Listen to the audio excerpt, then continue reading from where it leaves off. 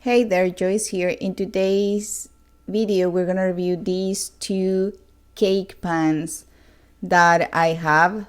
Basically, are both of the same brand. This is Wilton, and this is Wilton. This is 22.9 inches by, oh well, this is in centimeters, 22.9 by 318, and this one is in inches.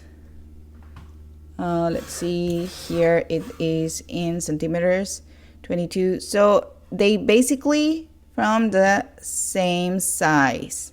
This is 81 centimeters and this one is 18. So a little bit more with deeper, this one, okay? And which one I like best? As you can see, I have used them a lot, but I feel like this is better than this one. Why? Because when you are making a cake, in this one is like easier to put it down, and it has a good shape. And this one is more for cheesecakes because of the shape of them. It is more curved.